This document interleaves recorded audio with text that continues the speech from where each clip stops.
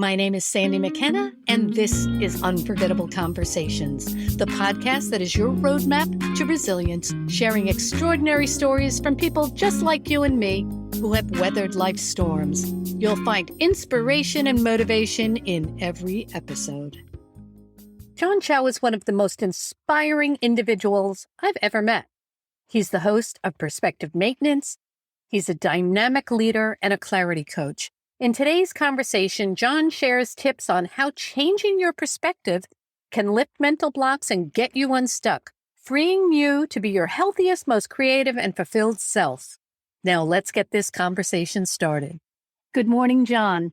Good morning, Sandy. It's so good to see you. It's good to see you, too. I'm so excited to talk to you today. You are the epitome of calm, grace, intelligence, all the things that I love. You have a wonderful podcast, Perspective Maintenance, and you really put everything into easy, bite-sized pieces of how we can all get a different perspective on the same old subjects that we hear over and over, but how we can change the way we look at it and how ultimately that'll change the way we react, the way we feel. How did you get started with that? How did you decide that you were going to focus on showing another way, another perspective to see? Well, first of all, Sandy, thank you. And I feel that way about you as well. There's so many things that you have done in your life and that you're yet to do still. And I'm so glad to be a part of it in a small way. And I think there are certain things about the way that our energy levels are that we attract like-minded people. So very, very thankful to be here. When it comes to being stuck, I feel like I have a PhD in it. There's a certain amount of everybody dispositionally are different. And I love that about people because what happens is when people have a different way of thinking and a different way of seeing things, then it opens our mind to something a little bit broader.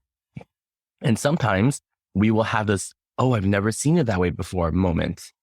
And I've had quite a few of those in my life that have so radically transformed me that it had helped me become somebody who used to get stuck a lot because of the way that I would overthink or ruminate, or because I had gotten in my own way. And it allowed me to be able to be free from that. And having lived a life of being stuck a lot, and that would mean sometimes also affecting my physical body, not just mentally, but I would be so stressed out, let's say, that I would have a whole bunch of canker sores. Or even just being in a place where I could just tell that people may not enjoy being around me that much because I wasn't able to be at my best because I was stuck. And then being on the opposite side, somebody who was able to enjoy the freedom of the flow of creativity and how my best self keeps coming out and my best is yet to come because of being in that state. It just really allowed me to see the difference between the two. And it made me very passionate, not just for me to be somebody who was able to live an unstuck life, but to be able to help other people do that as well, because it's not something that is for me to keep all to myself. This is too good and it has to be shared with others. So how do we get unstuck? This past week, I could not get myself motivated. I did things like small bites of things, but I really didn't feel like I accomplished everything I could accomplish. So when you get in that spot, how can you change or get moving or just get out of your own way? One of the things that's the most important thing to do, and this is why I fell in love with Brene Brown's work, is that when we are in a position where we're stuck, it often involves some shame on our part as well. We feel shameful that we are not able to do something. We feel shameful that we're not productive. We feel shameful that we're stuck. And it never feels good telling somebody else that we feel stuck, unless there's somebody who've earned the right in our lives for us to reach out to them. And this is what shame likes to do. It likes to keep things to ourselves. And that's why we have the overthinking and the ruminating and everything related to that, which only causes us to be more stuck. And the secret of dispelling that is to talk it out loud. And you, Sandy, are a part of this creativity circle that we have where we're able to just speak out loud what our problem is or what our stuckness is. And all of a sudden, people are able who've earned the right to hear it because they're not judgmental. They've agreed to be in this space where they're holding space for you and wanting what's best for you. They're able to speak into your life because they've earned the right to do so. And then all of a sudden, by us speaking it out, all of a sudden, it doesn't feel as big of a thing anymore. And then secondly, most of the time, and I see this with you especially, you're so creative that as you are speaking things out loud, ideas are almost formulating in your mind as you're talking. And then all of a sudden, it's like you've answered your own question before the question is almost over because there was an opportunity to let it out. And so there's a huge component of that where there is, even without hearing other people necessarily, when we know that we're able to show up and be in a space where we're not judged, where we're loved for who we are, there's no condemnation, and we're able to just share what's going on, then that helps us get ourselves unstuck really, really well, because there's a certain level of what I'm doing where it isn't, okay, I know how to help you get unstuck. You need to come to me all the time. I don't think that's healthy. I think what's really healthy is helping people have the tools to get themselves unstuck. And when that happens, then they can feel like they're able to get stuck at any time because they also know how to get unstuck at any time. And it doesn't feel so overwhelming, which is really great. So one of the first things is finding and or building a community or one or two people that you know you can go to. There is an agreed upon boundary of what the relationship looks like. There is historical trust that is built with that person that then allows for you to share it. Once it's shared, then all of a sudden, everything will just go from there and become much easier. I know you're somebody who is a big believer in mentorship. If somebody has never had a mentor, how do you go about getting one? There is a certain amount of perspective from us when we are looking for a mentor that oftentimes we have the not enoughness. And I think it becomes really crippling. But on the other side, if any of you who are listening right now, if you've been in an opportunity to be a mentor, I know that you'll agree with me in that there's a certain part in our heart where we love being able to add value into somebody else's life. And so as somebody who may be looking for a mentor right now, I think we need to have the perspective that there is somebody out there who really sees potential in us and wants to invest in us. When we come with that perspective, when we come with that attitude, and we come with that humility to say, hey, I really admire you. What you've done with your life, I don't know if I can do anything close to that, but I know that if I'm around you, then I might be able to, some of you might rub off on me and I might be able to come into my own and fulfill my own potential just by seeing what you see and being around you and knowing how you think about things. And I don't need a lot of your time, but if you can spare an hour once every 3 weeks or whatever, half an hour once every 2 weeks, give some kind of a proposal, it would make a really big difference in my personal development. And I think when we are approaching mentorship, it's really something, it's no different than, let's say, us listening to our favorite podcast and that, or looking for a podcast to listen to, somebody that we can learn from, that their vibe is the same as our vibe. Therefore, there's somebody that we can learn from or receive from because there's that alignment that is there, and then reaching out to them. So this could be a manager in a different department that you've heard really good things about their leadership. It could be somebody on social media that is just very healthy, that you see them doing something that's really incredible, and you just want to pick their brain. Right now, we're in the age of accessibility. We can reach almost anybody. And so for us to be very intentional in reaching out to them, maybe sending a voice note instead of an email, or a video if that's an opportunity to do so, just to be able to be like, hey, I have heard so much about you, or I've listened to your content, or whatever that might be. Really give them the reason why you want to reach out to them. And I think there will be willingness on their part to make space in their life for you, because ultimately that is what they're there for. How do you nurture your creativity? Once you get unstuck, you find a mentor, how do you nurture your creativity? When I have a bout of creativity, it's unharnessed. I mean, it's just flying all over the place, and I'm not very organized with it. I have lots of great ideas. I'm working on a million different things, but I am scattered. You are one of the most organized people I know. You juggle not 3 and 4 balls. You've got 10 in the air at any given time, and you do it, or you at least make it look effortless. So how do you organize? How can someone get organized so that they can really work at maximum capacity? I think knowing ourselves makes a really big difference. One of my favorite assessments is called the Kolbe assessment. And essentially, the Kolbe assessment assesses the way that we operate as a person. And so one of the categories is quick start, which means how much information we may need to know before we feel like we can get started with something. Another category is follow through, which is how likely are we to make something happen.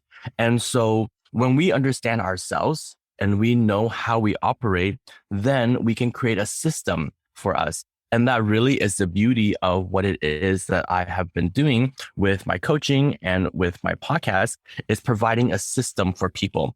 And the system is what I call the 10 guiding principles of living an unstuck life. And these 10 guiding principles are all so different, but if we can apply them in a certain way, they're relevant to every single situation that we may come across. It's very much about having a mindset shift.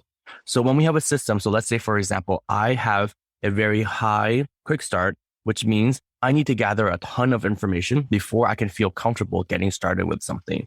If I were to know that, then I would be able to have ideas that I would be able to write down somewhere, keep it as a vault almost, and then see how I can look at details before I would be able to get started, so that I don't have them just sitting there not doing anything. Or if I have very low follow through because I have great ideas and then I want to get started, but then all of a sudden it doesn't get finished, then I'll know to look for an accountability partner so that I can tell somebody. For example, I can tell people that I'm about to launch this course that's coming up, and I've given the date to people. So all of a sudden there's a fire within me to say, okay, if I don't have a very strong follow through, well, it's not going to happen this time because I've told everybody about it. That pressure of knowing that other people know that I'm going to do this thing will give me the extra motivation to follow through. So depending on what it is that we might need, knowing who we are, then we can figure out, okay, what are the areas that I'm really strong in? Okay, I'm highly creative. Then what systems can I create in order for me to foster more creativity? But then if I am not following through with what it is that I'm being creative of, that might cause me to feel disheartened. And then my creativity will be limited because I'll have a lot of self-doubt, knowing that I'm just an ideas person and I don't actually follow through. You see that kind of self-talk, it reflects within us. But if we can say to ourselves, I have lots of ideas and I can follow through because I've created a system for myself, then we can be somebody who loves ideas, because ideas can come and ideas can go. But we know, we almost develop the sense of intuition of which ideas we can continue with and which ideas are not yet for us to implement. I have a 2-part question for you now. Yes. One, how can somebody find that Kolbe assessment? And once you figure out what your steps are and what would work best for you personally, how do you stay organized? I mean, do you have systems in place for yourself when you're juggling all these different things at once? How do you do that? How do you get to that part? The Kolbe assessment is spelled Kolbe. And the assessment that's most well known is the Kolbe A assessment. So you can go to their website. There is a fee for it. It's a more complex assessment. And essentially at the end of it, you'll have your number, which is 4 different numbers, and you'll know which number you are in each category, which is a really fun thing to do. I highly recommend it for people. I've actually been thinking about eventually becoming a Kolbe specialist so that I can talk to people about this. The second part about organization, it really has to do with figuring out what works for you in the sense. So I'll give you an example. For me, everything needs to be on my digital calendar. So I have one Google Calendar is synced up with all of my different email accounts for my different things that I'm working on, so that I can see on any given day what is happening on which day. And then I plan out in my head, okay, if this week I have like Mondays and Tuesdays are for this, Wednesdays and Thursdays are for this, what is it that I'm trying to do? How much time will it take? And then budget that and then slot it into my schedule somewhere. One of the things that is really, really hard, especially in the beginning, is not being able to know how to assess how long something will take us. And that's just by trial and error. And so for me, knowing that I can look at something and see what my week looks like allows me to be able to plan it very well. Another thing that has helped me a lot is having a work back schedule. So one of Stephen Covey's principles of the 7 habits of a highly effective people is begin with the end in mind. So look at the end. What is it that I'm trying to accomplish? Okay, I want to, and in this case, I've said it already, but I want to launch a podcasting course.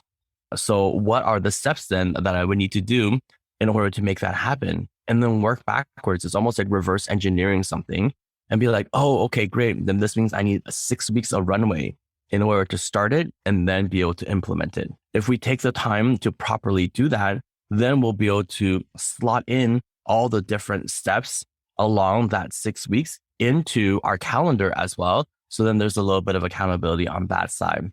So organization has a lot to do with knowing what we want to do, how long it's going to take to do it, creating a work back schedule of all the different steps that we'll need to take in order to get there, and then putting it in our calendar so that we make sure that there's a time set apart for it. For example, for me, if I don't put time in my calendar to exercise, it's not going to happen. I know myself too well. I'm dispositionally not somebody who just loves to be active. I need to put it into my calendar. Similarly, with anything else that we want to accomplish, whether it's for work or for personal things, if we don't put it into our calendar, we already forget, or when we do put it in our calendar sometimes. So if we don't even put it in our calendar, then there's no shot even to have it done. That would be something that I would recommend, and for people to build that kind of a habit. You host a lot of groups. You are a mentor to many people. I don't think there's enough hours in the day to do what you do, yet you do it so successfully and so gracefully. How do you build these? You're on Instagram and you have a tremendous following of really not just people who like your posts, but are really invested in what you have to say, because you really say some amazing things. You have a Facebook group of hundreds of people that are engaged, and you're very engaged with them. How does that come about? How do you create such an engaged following on social media? Because social media is not always social, but yet you've brought the social back to social media. I think it's also really important for us to take a look to see what we want versus who we are. So for example, a lot of us want to have a high level of engagement on social media. And yet who we are as people, it may really stress us out to have that many messages to reply to, or to have that many posts to read, or to stay on top of all of these things. I really want us to realize that numbers don't mean anything. It's all about what we feel like we need in our life. And so if I'm somebody who's a little bit more introverted and interacting with people really drains me, but having fewer and deeper relationships is what really works for me, then I need to move in that direction. Because ultimately, if I do what works for me, then more things that will work for me will come out. But if I try to do what works for somebody else, but it doesn't work for me, then I'll only get burned out and not feel really good and compare myself and feel like I'm lesser. And why is that person able to do it, but I can't do it? And so that's a really, really important thing to know. Dispositionally, I'm very blessed to be very extroverted. I get a lot of energy. I'm also an Enneagram 3. I love assessments, so you'll hear a lot about them. Enneagram is about personality type. And so an Enneagram 3 is a helper. So I'm somebody who loves to help other people. And I get the most amount of satisfaction from helping others versus having my own accomplishments. I like having my own accomplishments, don't get me wrong. But when I can help other people, I feel like I'm a part of their accomplishments. And that exponentially increases my ability to be involved in other people's lives. Because of that, I really am curious about what people are doing. And there's a genuine desire to want to support them. So it doesn't feel very laborious for me to do so, because that's just who I am as a person. But also there's been a lot of training that comes from that. Since I was a teenager, I have been involved in communities where I've had a chance to help. So for example, I grew up in a church environment where as a teenager, I volunteered in the nursery because I also love playing with babies. And it was just something that was really easy for me to go there and just help people and give the parents a break so that they can go to the church meetings and then I can take care of their kid or something like that. And so that kind of helpfulness, I fostered that throughout the years where I bore more and more responsibility. And I try to look at what people need and insert myself there where I can to take care of one of their needs. And this goes into social media, looking at if somebody posts something, it means that it matters to them. The annoying thing about social media is that sometimes we have to post things that matter to other people, not to matter to ourselves. But then we have some people who post things that matter to them, and then they don't get as much traction. And so I look at what they post and say, okay, what is it that they need? Why did they post this? And then I try to write something that is thoughtful and to express to them that I see and understand why they posted this and that what they're posting has value. And when that happens, we're developing a relationship with people to say, I see you, I hear you. What you're posting matters not just to you, but also to me. When that happens, then there is a loyalty or that is being built between people where then they also genuinely want to reciprocate with you. The law of reciprocity is huge. I take a lot of pride in taking the time to not just put a couple of emojis and respond to somebody's post or to like it, but to read their captions or to watch the whole reel and then comment something that is thoughtful. It takes very little effort. And I think a lot of times we try to rush things to be like, okay, I'm going to try to be on Instagram for 15 minutes. Therefore, I'm going to try to like as many posts as I can like and whatnot. But what if we also slow down and say, okay, I have 15 minutes. I'm going to really look at some of these posts, thoughtfully comment on, because when we do that, we're not just looking at, they're not the only ones who see it. The other people who follow them also see our comments.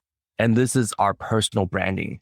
When we are then seen and known as the person who cares about other people, it represents who we are, and people are attracted to energy, and people will be attracted to who we are because they know that we're not there for our own purposes. We're there for other people's purposes. You also have a very successful coaching practice.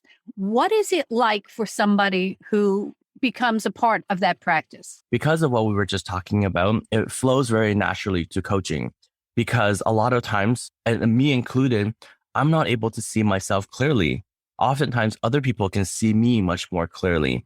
So I really enjoy being a mirror to somebody else. For example, I have my godbrother. He is somebody who, when we had first moved to Toronto as a family, my family was connected to their family. And he is just this wonderful Irish guy, very smart. He's a lawyer. He is also a musician and a painter and just everything that I could imagine being the ultimate man could be. And I was fortunate enough to help dress him for his wedding because I worked in the fashion industry at that time, and I made him a custom suit. And we were discussing all the elements of what he wanted his outfit to look like. At one point, he said, I really feel like wearing suspenders, but I don't know if I can pull them off the way that you can pull them off. And I looked at him with audacity in my eyes. And I said, Jeff, if you looked at you the way that I looked at you, you would realize that you can pull off whatever the heck you want to pull off. Because in my mind, he was the ultimate man and the ultimate fashion person and the ultimate everything. And I see him being capable of all of these different things. Sometimes we don't look at ourselves very accurately. We see ourselves with limitation. We see ourselves with doubt. But if we can find somebody who sees us accurately for who we are, the potential of who we can be, not falsely, not delusionally, but realistically have the ability to see that, then by spending time with them, we're able to unlock more of who we are much more accurately. And this is the beauty of coaching. Coaching is spending time with people. And I'm very fortunate to be in a space where I don't need to know anything about their industry. I just need to know who they are, what they want to accomplish, where they want to be, and then help them get there. And that is so rewarding in so many ways because at the end of the day, they'll be who they've always known they could be, but they weren't able to get them there themselves and they needed some support. And I'm fortunate to be that person in that case to provide that support for them to enjoy their bigger and better life. And speaking of support, you have a podcast, Perspective Maintenance. And as a result of that journey of creating this really incredible podcast, you have also created a course to teach people who have the desire to create a podcast. And it's starting in June. So tell me about the course and what people can expect, who the course is for, why somebody should join the course, and what they can expect throughout the 8-week journey of that course. It's radical to think about what comes into our life. And usually we might think of this as people. Sometimes we'll be like, oh, I don't know what I would have done in my life before I met you. Interestingly enough, podcasting is kind of like that for me. Podcasting wasn't really a part of my world or even my consciousness before 6 months ago. And somehow I very randomly met somebody who then disappeared from my life really quickly. But from that person, I met a podcaster who then eventually had on as a guest the person that I would eventually learn podcasting from. So all of a sudden, podcasting came into my life. And for a long time, I had wanted a way to express myself, to express the things that mattered to me, to be able to have an outlet for creativity, because I was working in a place where I wasn't able to be as creative for myself. And I had all these things in me that I know has value to somebody out there. I don't know who it is, but if I were to create it and put it out there, then they will be able to find it. And this is why I really believe in being able to help other people learn how to podcast. Because if you're listening right now, you'll know that the random things that have happened in your life leading up to today don't really feel so random. You'll have moments where you look back and be like, wow, okay, this is why this happened. And this is why this happened. Because of all of those things, they were all meant to happen so that you can share your experience and help somebody. There is no way that you can share your story and another human being on this earth would not resonate with it. There's no way. It is impossible. We all have so much more in common than we realize, but we keep it to ourselves because we think that we're the only ones and that if we say something, we're going to seem crazy. But that's not the case at all. And this is the beauty of being able to start your own podcast. There are certain things that you have gone through, certain life experiences that you have, certain skill sets that you've developed that other people aspire to. And by sharing what you have and the perspective that you have on that and teaching people the way that you have learned things, that would help them exponentially. And so this can all be done through a podcast. Podcasting can, just like anything else, it's something that is required to be learned. And so then why not learn from somebody who has gone through the ins and outs and the complexities and figuring things out. One of the positions that I feel very privileged on is I had an opportunity to learn from somebody who has one of the top 15 podcasts in their category, which is incredible. Yet teaching podcasting isn't her main thing. Doing podcasting is her main thing. So then I was able to learn from the course and then see what she does and then develop a course on my own to be able to then pass on everything that I learned and didn't learn and had to learn on my own and learn through a lot of other people as well into a more comprehensive course for people who are interested in starting, has an idea, a concept, but wants to be able to be at a place where they are so comfortable with launching and have all the skill sets in between. For example, we're going to talk about why your show exists and the big picture things, but we're also going to give people an opportunity to learn how to speak well and articulate and record themselves. So they're going to record a mini solo episode of them speaking on their own, which is oftentimes quite hard to do, and receive actual feedback so that they can know which areas they need to improve. They'll also have an opportunity to interview a friend or family member to get an idea of what it feels like. Sandy, you make interviewing so effortless, but it's an art. It's a skill set that most people need to develop. They'll also interview somebody else who's taking the course to learn what their story is. Then they'll have an opportunity to be interviewed by somebody. So they'll know what it's like to be on the other side. And all of these different things will allow somebody to feel like they've been given a comprehensive idea of how to get started so that once this course is over, they'll have done a couple of things already and feel like they're equipped to be able to move on and continue on their own, of course, with ongoing support. Because even in today, I started podcasting with a bunch of people and I'm still on weekly calls supporting them, helping them grow their podcast because I just don't believe in doing this by myself. And I think together we're all stronger because a rising tide lifts all boats. That's kind of my motto in life. And I really see it happening. So what makes this course different? Because there are other podcast courses out there. You took one, I took one. So what makes this course that you're doing for up and coming podcasters, people with a dream, what's going to make it different from any of the other courses they might take? One of the things that I think is very different is having these realistic expectations. And I think one of the hard parts about what people typically do when they're trying to sell a course is that they promise the sun and the moon. And of course, depending on who the person is taking the course, they might be able to achieve a certain thing. I'm just a very realistic person. And so a lot of the people who are selling these courses, they will be able to promise something like the ability for you to monetize your podcast right away. Well, that isn't totally realistic. For some people, that might be realistic, but if that's promised to everybody, and there are unmet expectations, that I would feel so guilty as a person who have taken money from people to teach them something for them to not be able to fulfill what they ultimately thought that they were buying into. So for me, transparency is everything. I will teach you how to monetize. I'll actually have a specialist come in who is specializing in partnerships and sponsorships. And she's had 2 seasons of her podcast be fully sponsored. And she's being paid right now by these sponsors to be able to do her podcast and help her community. I'm going to bring somebody in who is really good at that. If that applies to you and it works out for the kind of podcast that you're doing, then that's wonderful. But realistically, in the course that is going to be provided, it will be very transparent. Hey, this is all the costs of all the different things that you might need to invest in order to do a podcast well. There will be then no surprises. It's not like, oh, I'm starting a podcast. Okay, now I got to spend money on a microphone, or I got to spend money on a webcam. Oh, but what about design? Do I need to spend money on a program to design something?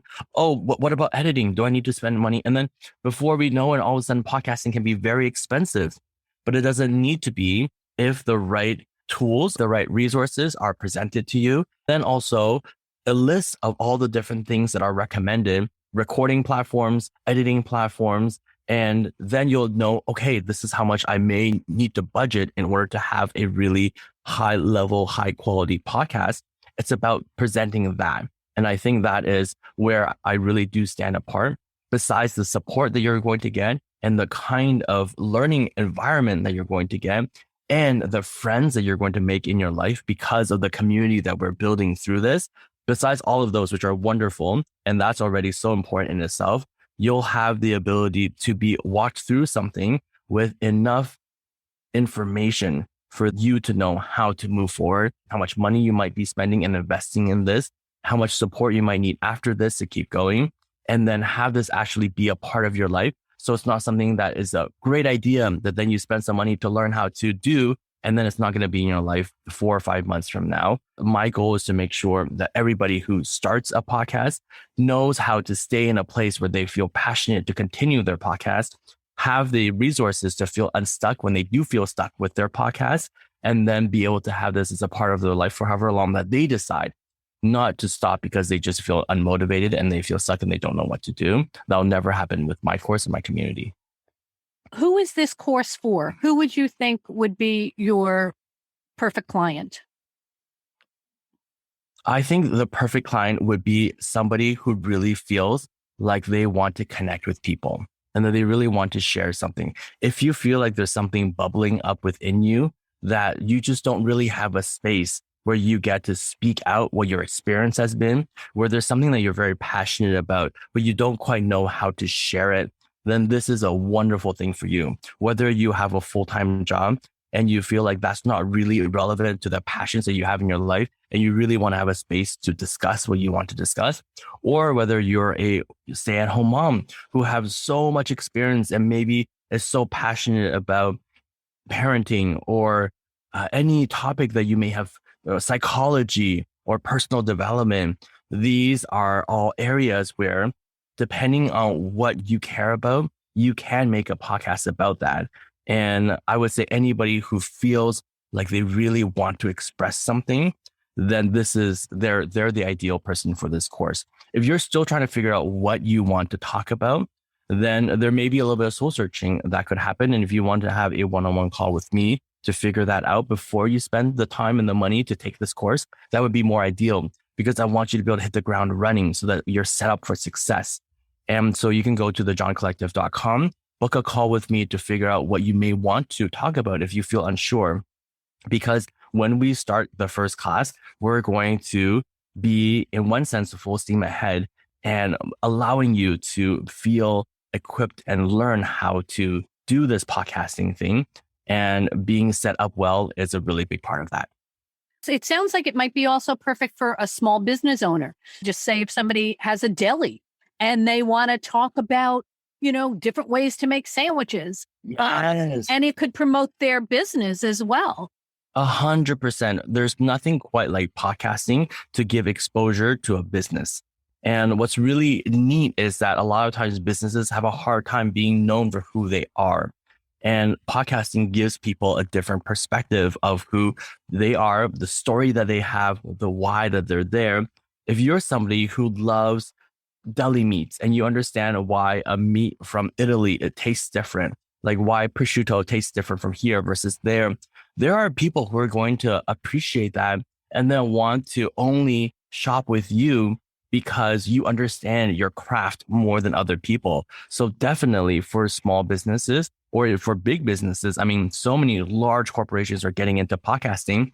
Peloton just got into podcasting. It's radical how many people are seeing that as a venue for marketing that is different than traditional marketing. And this is something definitely to invest in, because it not only builds the brand of the business, it also builds your personal brand. And the two of them go hand in hand with your future success.